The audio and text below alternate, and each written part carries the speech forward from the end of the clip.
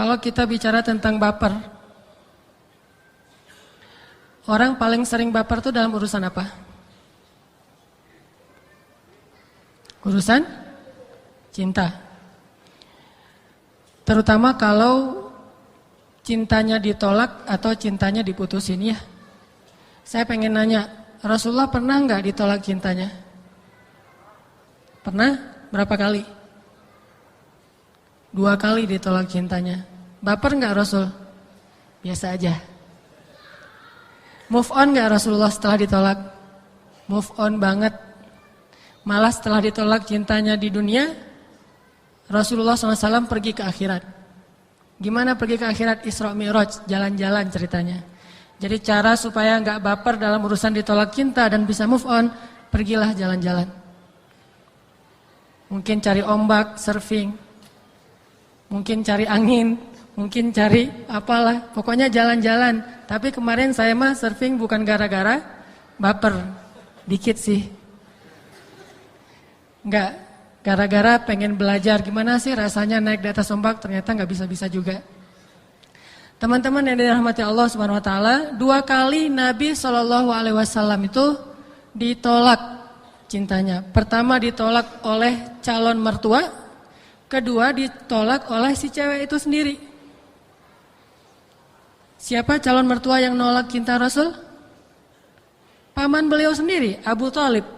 Ketika Rasulullah SAW pernah di masa jomblonya, di masa mudanya, sebelum nikah sama Khadijah, Rasulullah tuh ada perasaan kepada salah satu putrinya Abu Thalib. Lalu Rasulullah menyampaikan hajatnya kepada Abu Thalib tentang niat dia untuk menikah dengan putri Abu Thalib. Berarti siapanya Rasul nih? Sepupu ya, sepupunya Rasul. Kenal banget lah gitu. Ternyata Abu Thalib bilang, ya Muhammad, waktu itu Nabi belum dapat wahyu. Ya Muhammad, dulu sesungguhnya putriku ini akan aku nikahkan dengan kabilah fulan. Karena sesungguhnya dulu mereka menyerahkan putri mereka untuk dinikahkan kepada kabilah kita. Sekarang balas jasa kita yang memberikan putri kita dinikahi oleh putra mereka. Siapa putri kabilah itu yang diserahkan kepada kaumnya Nabi Muhammad? Yaitu Aminah, ibunya Rasulullah SAW. Jadi anaknya Abu Thalib mau diserahkan kepada kabilahnya ibu Rasulullah SAW sebagai balas jasa. Karena dulu kabilah itu menyerahkan Aminah untuk dinikahi oleh Abdullah. Sehingga kata Abu Thalib, aku ingin menikahkan putriku dengan kabilah fulan wahai Muhammad. Ditolak sama Abu Thalib. Ditolak, Rasulullah bilang, ya tidak apa-apa wahai paman. Mudah-mudahan dia hidupnya bahagia atau apalah, didoakan yang baik-baik oleh Rasulullah. Itu baru cowok banget ya. Jadi bukan, terus saya hidupnya gimana kalau tanpa dia? Lemah sekali ya. Jadi tidak punya nggak tangguh gitu, nggak tough. Karena begitu diputusin, pengen mati aja. Tapi masih mending sekarang kalau diputusin masih ada Pokemon ya. Jadi sibuk aja dengan Pokemon. Kenapa? Kamu sibuk nyari-nyari Pokemon daripada nyari-nyari pacar. Mending saya nyari Pokemon. Dapat bintang ya. Kalau nyari pacar, habis duit. Udah habis duit, ternyata ditolak. Jadi Rasulullah mah biasa aja ditolak sama Abu Thalib. Move on. Move onnya kenapa? Gimana? Berdagang. Berdagang lagi dengan jujur, sukses. Akhirnya dilamar oleh cewek yang lebih keren, lebih cantik, lebih lebih pokoknya perfect aja. Walaupun dia bukan gadis, tapi dia satu dari 4 perempuan yang perfect, yang sempurna. Tidak ada perempuan yang sempurna di muka bumi kecuali 4 kata Rasul. Siapa? Yang paling tua teh? Asiyah istri Fir'aun, kemudian Maryam binti Imran, ibunya Isa, kemudian Khadijah bintu Khuwailid atau istri Rasulullah, dan yang keempat Fatimah bintu Rasulillah. Cuma 4 itu doang perempuan yang sempurna, yang lain gak ada yang sempurna. Jadi jangan terlalu perfeksionis membandingkan istri kita dengan Khadijah. Mah, ini Khadijah tuh gini. Lah Khadijah itu perempuan yang sempurna dan di muka bumi itu cuma ada 4. Lah istri kita bukan yang kelima. Jadi wajar banget kalau istri kita itu agak ngejomplang sih dengan Khadijah. Ini mumpung istri saya nggak ikut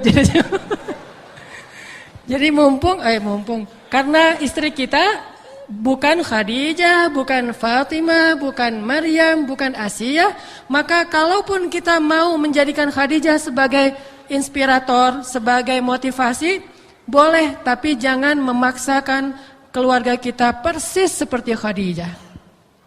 Apalagi ada penceramah kadang-kadang idealismenya tinggi, perfeksionis pula, pragmatis lagi. Gimana? Dia menggabungkan semua kehebatan para sahabat, lalu dibilang, kalian tuh kalau imannya harus seperti Abu Bakar, tegasnya harus seperti Umar, terus kekayaannya harus seperti Utsman, ilmunya harus seperti Ali, amanahnya seperti Abu Ubaidah, Al-Qur'annya seperti Ibnu Abbas. Coba 6 orang disuruh gabung pada diri kita sendiri. Halo, saya mah cuma orang biasa.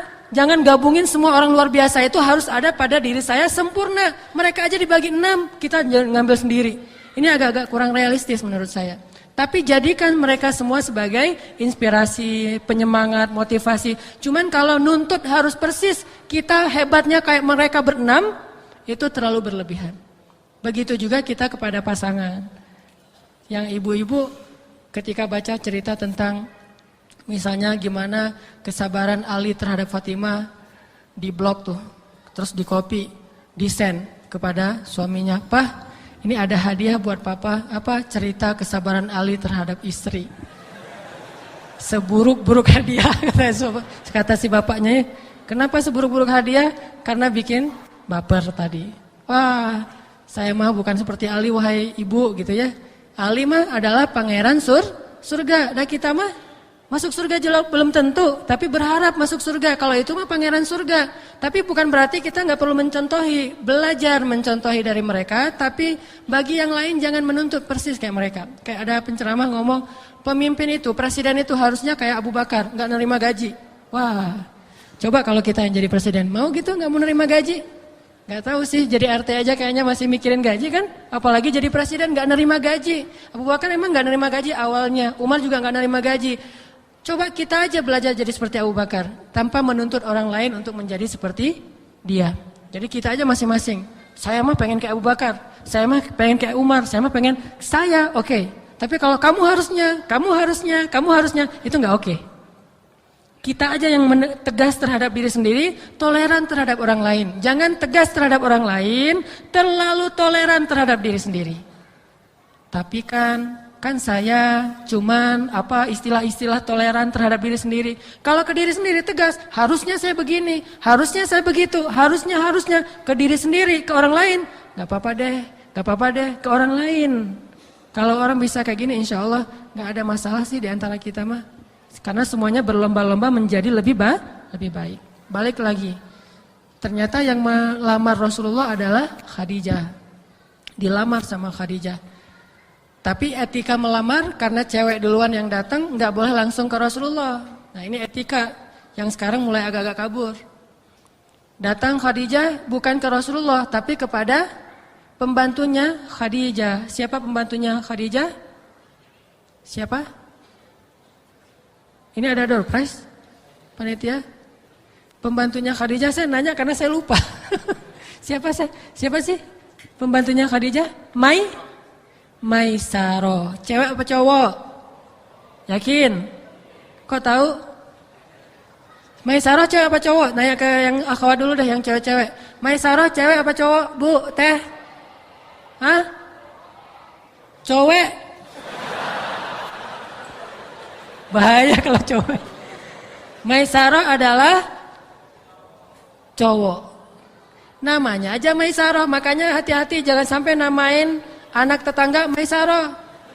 Kita udah rajin ke masjid, tetangga nanya, Akang saya lihat rajin ke masjid, boleh dong minta nama anak yang bagus?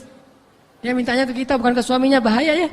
Mintanya kita, gimana nama anak yang bagus yang Akang tahu dari ustad-ustad. Oh ada tuh nama yang bagus, pembantunya Khadijah. Anak ibu siapa? Anak ibu laki perempuan? Perempuan, cocok tuh, pembantunya Khadijah. Siapa Kang namanya? Maisaro. Oh iya benar, dia juga ngerti, kirain Maisaro itu nama cewek. Udah aja Maisarah, pergilah dia kuliah di Mesir.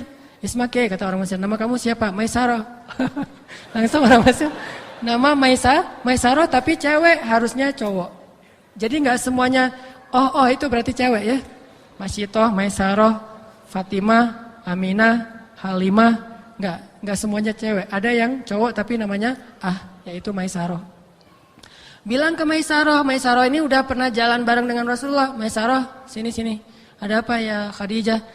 Kamu kan udah pernah jalan bareng dengan Muhammad ke Syam, ke Yaman.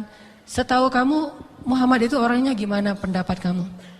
Wah, kata Maisarah, wahai Khadijah, saya bergaul dengan banyak orang, tapi saya belum pernah melihat ada orang yang lebih mengagumkan daripada Muhammad. Bahkan ada hal yang aneh tentang diri dia. Apa itu Maisarah? Ketika saya lagi dalam perjalanan dagang sama Muhammad, suatu saat saya melihat awan itu seperti memayungi Muhammad dari panasnya matahari. Kemanapun dia pergi. Ini aneh. Jangan-jangan dia adalah calon nabi yang disebut-sebut orang Yahudi, kata Maisarah. Dan kejadian yang lain, ketika dia sedang istirahat dan bersandar di bawah sebuah pohon di daerah Syam, pohon itu menunduk dan memberikan semacam naungan sehingga nggak terbakar matahari juga. Pohon itu sampai nunduk untuk Muhammad. Dan pohon itu dikenal dengan syajaratun nabi, pohonnya para nabi. Asal ada nabi yang duduk di situ pasti dia nunduk. Jadi kalau kita mau tes kita nabi atau bukan, duduk aja situ. Pasti nggak akan nunduk tuh pohon. Malah pergi. Udah nggak ada pohonnya. Jadi syajaratun nabi. Nabi itu Muhammad pernah duduk di situ dan pohon itu menunduk. Ini peristiwa yang sangat aneh wahai Khadijah. Khadijah makin jatuh cinta, makin berharap menjadi istrinya calon Nabi Allah Subhanahu wa taala. Sehingga akhirnya Khadijah mengutus Maisarah untuk ngomong kepada keluarganya Muhammad, yaitu kepada Abu Thalib. Baru setelah itu Rasulullah datang melamar Khadijah. Diterima, udah selesai.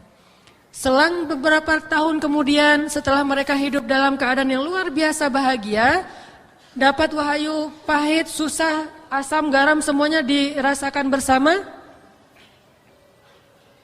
Akhirnya Khadijah wafat. Ketika Khadijah wafat, Rasulullah sedih. Itu baper bukan? Baper. Berarti kalau kita kehilangan seseorang yang kita cintai dan kita sedih, baper, itu baper yang dibolehkan. Tapi kalau ditolak cinta kita baper, itu baper yang dilarang. Gak boleh baper ditolak cinta. Ditolak cinta, gak masalah, move on lagi aja. Nyari lagi, ditolak lagi, nyari